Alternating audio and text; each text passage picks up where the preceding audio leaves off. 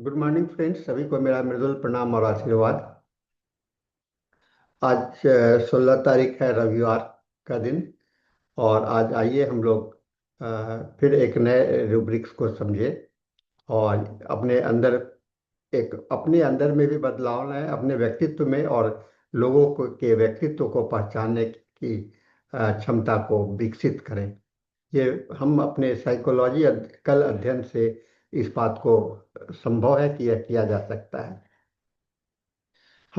कल हम लोगों ने देखा था जासूसी करना, अपने अंदर में छिपे हुए भाव को व्यक्त कर देना, गुप्त बातों को व्यक्त कर देना आदि लोग किया करते थे, करते हैं ऐसा। और इसके संबंध में रूब्रिक्स है। लेकिन एक रूब्रिक्स और भी है जो लोगों को अपने विश्वास में लेना चाहते हैं और अपने उसके साथ में विश्वासी बनाना चाहते हैं। तो विश्वास पूर्व का जो है, ये सारी बातें जो है सो मन के विचार विकास है, विश्वास से संबंधित है। तो इस रूब्रिक्स को भी हम लोग आज एक देखें, क्योंकि इससे आपका क्रॉस रेफरेंस और कंपैरेटिव स्टडी भी बढ़ता जाता है लोगों को पहचानने में। तो ये रूब्रिक्स है कॉन्फाइडिंग। और आज कॉन्फाइडिंग को देख करके हम लोग कोशिश करेंगे इस बात को जानने के लिए कि यह शब्द क्या है और इसका अर्थ क्या होता है और इसका मनोवैज्ञानिक कारण क्या है। कॉन्फाइडिंग करना कि विश्वास पूर्वक मन की बात कहने वाला। हम चाहते हैं कि हम अपनी बातों को, मन की बात को किसी से कैसे व्यक्त करें। हम सभी से नहीं कर सकते हैं, लेकिन जिस पर हमें विश्वास होता है उसी पर हम करते हैं।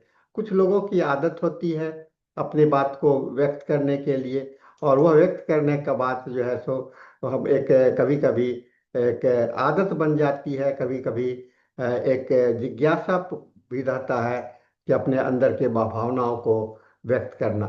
तो कॉन्फाइडिंग शब्द के जड़ों में प्रवेश करना और इस रूब्रिक्स को समझने के लिए हमें कुछ इसके शब्द के उत्पत्ति में जाना पड़ेगा। कॉन्फाइड जो है सो लैटिन वर्ड कॉन्फिडरे से आया है, जिसका अर्थ है पूर्ण विश्वास करना, भरोसा रखना और किसी पर निर्भर होना। यह दो भागों से मिलकर के बना है। कौन कौन का मतलब है साथ, संग। फेडरे का मतलब है विश्वास करना। इस प्रकार कॉन्फाइडिंग हो गया मन खोल करके कहना, अपनी किसी की पर भावनात्मक रूप से निर्भर होना, अपने मन की गुप्त बातें सौंप देना, और विश्वासी, सरल और सहजता से खुलने वाला स्वभाव।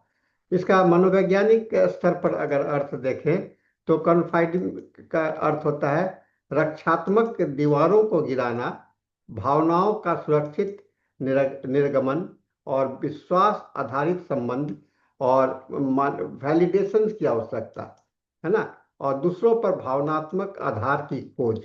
तो हम अपने मन की बात को किससे कह सके, अपने वही व्यक्ति से कह पाएंगे जो सुनेगा। और हम ऐसे व्यक्ति के तलाश में रहते हैं जो हम है। और कहते हैं कि एक ऐसा आदत, एक ऐसा जो जहाँ दोस्तों की तलाश होती है। और होम्योपैथिक के भाषा में इसको हम लोग कहते हैं रोगी आसानी से मन की बात को कहता है। आपके पास में रोगी आएगा और अपने दिल की बात को कहने के लिए प्रेरित रहता है, अपने रहस्य को साझा करता है और भावनात्मक रूप से निर्भर होता है, चिकित्सक पर गहरा विश्वास कर लेता है और सुझाव प्रिय एवं प्रभावित होने वाला होता है। ऐसे व्यक्ति सरल, कोमल और विश्वासी होते हैं। यह संदेहपूर्ण, आरक्षित, अंतर्मुखी, चुप्पी, बंद स्वभाव का उल्टा है, प्रतिपक्ष है ना। और कॉन्फाइडिंग का महत्व जो है होम्योपैथिक दृष्टिकोण से, यह हनीमैन ने मानसिक मनोवैज्ञानिक लक्षण का सर्वोच्च स्थान रखते हैं। वह जीवन शक्ति की सबसे सूक्ष्म अभिव्यक्ति है। और कॉन्फाइडिंग रोगी के संबंधों, निर्भरता और आंतरिक कमजोरी का संकेतक है।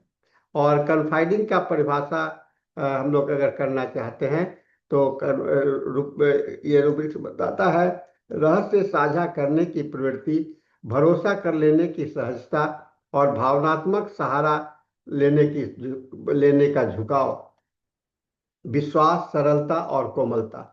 इसका क्लिनिकल महत्व क्या है? रोगी का संवेदनशीलता, उसका निर्भरता का स्तर, उसके संदर्भ का पैटर्न, और ऐसे व्यक्ति का मूल व्यक्तित्व जो है तो फॉस्फोरस, पल्सेटला, स्टैनम जैसा हो सकता है। डॉक्टर हैनीमैन ने कॉन्फाइडिंग शब्द का तो उपयोग नहीं किया, लेकिन भावनात्मक खुलापन, सहायता की चाह, मन का बोझ हल्का करने की प्रवृत्ति को मन की प्राथमिक लक्षण को माना। और डॉक्टर केंट ने कॉन्फाइडिंग को लिया है दूसरों पर अप्रत्यक्ष अत्यधिक भरोसा करना, शीघ्रता से मन को खोल देना, और संदेह के विपरीत की एक प्रवृत्ति। और यहाँ भी उन्होंने फॉस्फोरस, स्ट्रेमोनियम, पल्सेटला, स्ट्रैनम आदि को लिया है। बॉनिफेसेंस ने भी कॉन्फाइडिंग शब्द को इस्तेमाल नहीं किया है, लेकिन इन्होंने लिखा है सांत्वना की इच्छा, कॉन्सलेशन डिजायर, साहचर्य की चाहत, सहारे की खोज में स्पष्ट देखा जा सकता है। और आधुनिक जो है होम्योपैथ में भी देखा गया है, जिसमें कि कॉन्फाइडिंग को भावनात्मक निर्भरता, सुरक्षा की खोज, संरक्षण की आवश्यकता, अत्यधिक विकास जैसे भावनाओं से जोड़ा गया है। डॉक्टर शंकरन के अनुसार यह मैं अकेला नहीं संभाल सकता, मुझे किसी की सहारा चाहिए वाली अनुभूति से जुड़ा हुआ है। भारतीय दृष्टिकोण में भारतीय सामाजिक संरचना जो है तो भारतीय परिभाषा में साझा करना, भावनात्मक निर्भरता, सलाह लेना, विश्वास पूर्ण संबंध रखना, और प्राकृतिक मिजाज का हिस्सा बनना। इसलिए कॉन्फाइडिंग भारतीय संदर्भ में पहचानने से में अधिक सामान्य है। Doctor M L. Dhawale, doctor Farooq Master, doctor Kulkarni, K N. Mathur ने कॉन्फाइडिंग के व्यक्तित्व की एक महत्वपूर्ण संरचना बताते हैं। भारत में रोगी चिकित्सक को पिता समान, गुरु समान, परामर्शदाता मानते हैं, इसलिए कॉन्फाइडिंग यहाँ अधिक स्पष्ट दिखता है। और भारतीय मनोवैज्ञानिक संदर्भ में कॉन्फाइडिंग भावनात्मक ढाढ़स की खोज, चिंता की अभिव्यक्ति, पारिवारिक निर्भरता और व्यक्ति की भावनात्मक शैली को प्रकट करता है।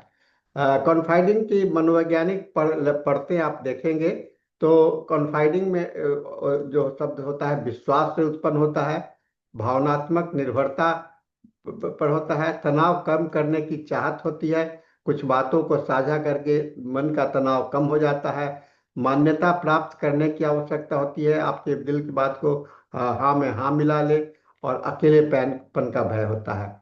अब इसके कॉन्फाइडिंग के प्रकार हो सकते हैं।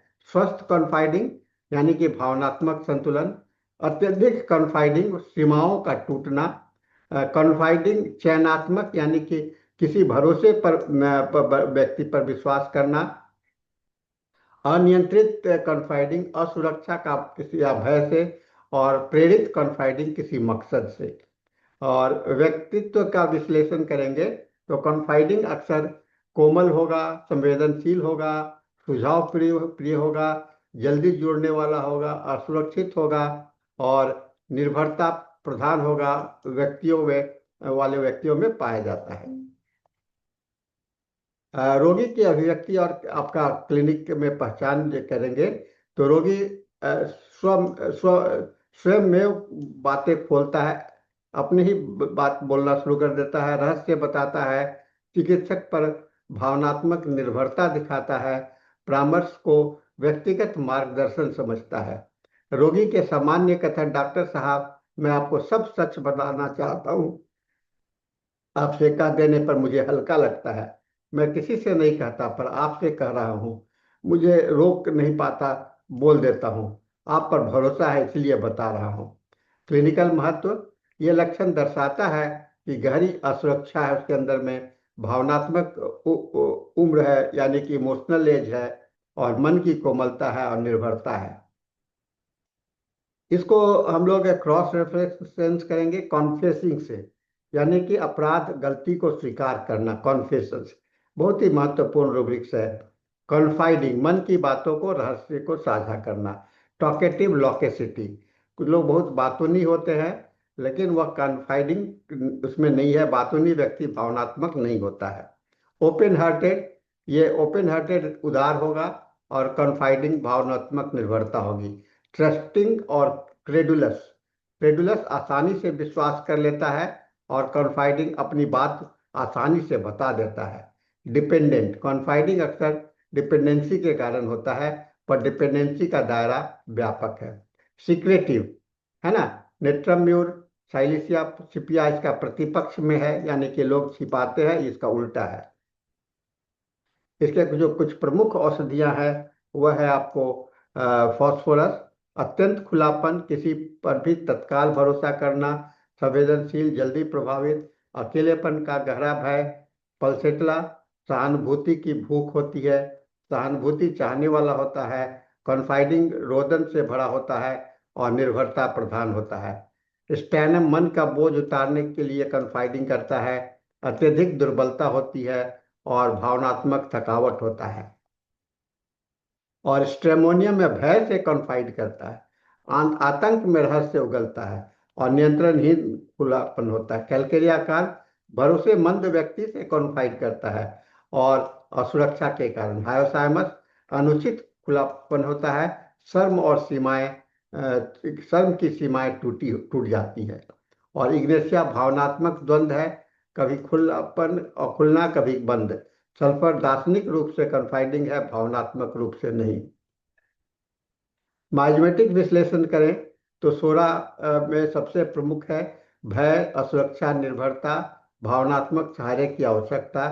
साइकोसिस, छिपे मकसद से कॉन्फाइडिंग करना, और चुनिंदा व्यक्तियों से ही खुलापन। सिफिलिस, अपराध बोध, निराशा, अंधेरे रहस्य को निकालना। और ट्यूबरकुलर, तीव्र जुड़ाव, आवेगपूर्ण कॉन्फाइडिंग। कैंसरस माइज में नियंत्रित व्यक्तित्व, अचानक गहरे रहस्य उगलना, अपराध बोध और पूर्णता की मजबूरी। टेस्टिंग के दौरान इसे पहचानने के लिए आप अवलोकन करें, यानी ऑब्जर्व करें। चिकित्सक के प्रति उसका त्वरित विश्वास है, अत्यधिक भावनात्मक खुलापन है, परामर्शदाता को अपना मान लेता है, प्रश्न से पहले ही बोलता है। चिकित्सक आपको कुछ ऐसे सवाल भी पूछने चाहिए। क्या आप अपनी बात को आसानी से दूसरे से कहते हैं? क्या बात छिपाने में कठिनाई होती है? किससे सबसे आराम से बात कर पाते हैं, है ना? और चिकित्सक की जिम्मेदारी होती है तटस्थ रहना, निर्भरता को नियंत्रित होने से रोकना, और रूब्रिक्स को समझना, प्रोत्साहित नहीं करना। और आपको कॉन्फाइडिंग को टॉकेटिवनेस नहीं समझना चाहिए, और कॉन्फाइडिंग को गिल्ट कॉन्फेशंस नहीं समझना चाहिए, है ना? तो हम लोग डेप्थ में गहरी विश्लेषण करेंगे, तो कॉन्फाइडिंग हमेशा रोग नहीं है। ये हमारी संस्कृति भी हो सकती है, व्यक्तित्व भी हो सकता है, कोपिंग मैकेनिज्म का हिस्सा भी हो सकता है। और कॉन्फाइडिंग एक रक्षा तंत्र के रूप में भी होता है, एंजाइटी को कम करने हेतु, सहारा खोजने हेतु, और मान्यता प्राप्त करने के हेतु। और कॉन्फाइडिंग जो है तो रोग के कारण, रोग में भी होता है, जैसे हिस्टीरिया में, डिपेंडेंट पर्सनैलिटी डिजॉर्डर में, बाइपोलर मैनिया में, चाइल्डहुड ट्रॉमा में, और अटैचमेंट डिजॉर्डर में। कॉन्फाइडिंग का पॉलरिटी है, कॉन्फाइडिंग जो है एक तरफ, दूसरे तरफ रिस्ट्रिक्टिव, ट्रस्टिंग दूसरे तरफ, सस्पिशियस, ओपन दूसरे तरफ, क्लोज्ड।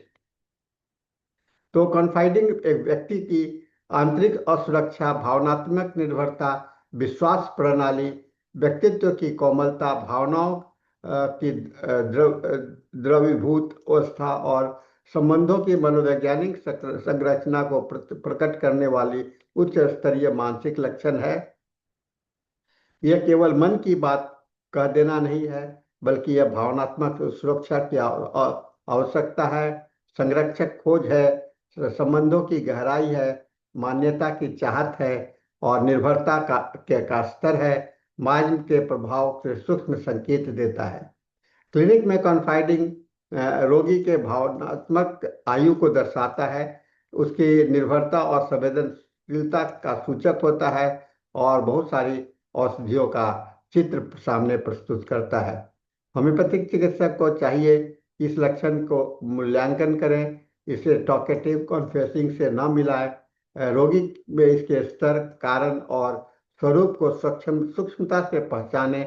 और इस प्रकार कॉन्फाइडिंग एक ऐसा लक्षण है जो चिकित्सक को रोगी के भीतर भावनात्मक संसार, उसकी कमजोरियां, उसके विश्वास, उसके दुख सुख और उसके संबंधों की गहरी रचना को समझने का अवसर देता है।